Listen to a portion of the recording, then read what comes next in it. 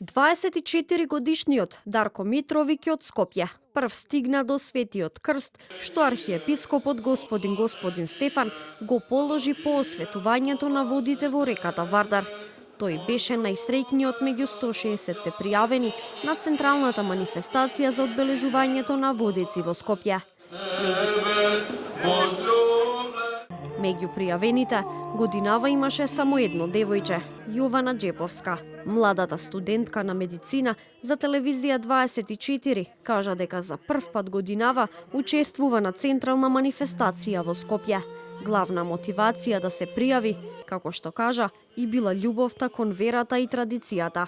Би сакала да осетам почета, верата, љубовта и храброста спрема овој чин. Колку долго време се подготвуваш? Па искрено, како студент по општа медицина и таеквондист, научена сум на таа дисциплина и храброст што ми ја даваат и професијата и спортот. И секако пред да се пријавиме на овој настан, правевме спортска медицина која преврши прегледи како ЕКГ, мерење на крвен притисок, респираторен систем, каде што параметрите покажаат дека се е во ред и дека можам да учествувам. Дел од учесниците пред камерата на телевизија 24 на 24 годишниот Митровиќ, кој годинава го фати Светиот крст, му посакаа здравје и берекет. Среќа да го прати здравје цела година. Здравје, љубов, да го прати среќа цел живот, да чекори по правиот пат, тоа е тоа. Да сме сите живи, здрави, среќни, весели, тоа е најбитно. Здравје, среќа, берекет, благосостојство се најубаво. Годинава, како и секоја предходно, за безбедноста на учесниците се погрижија од Црвениот крст. Вклучени беа околу 25 волонтери од тимовите за спасување на планина и вода.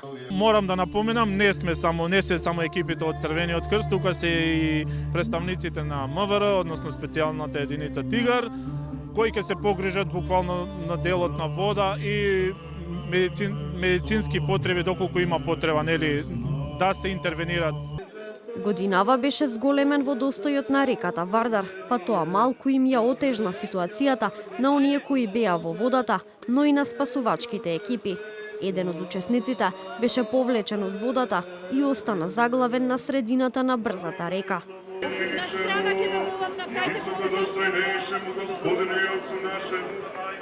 Поитната реакција на спасувачките екипи по неколку минутна борба, заглавениот учесник беше изваден на сигурно.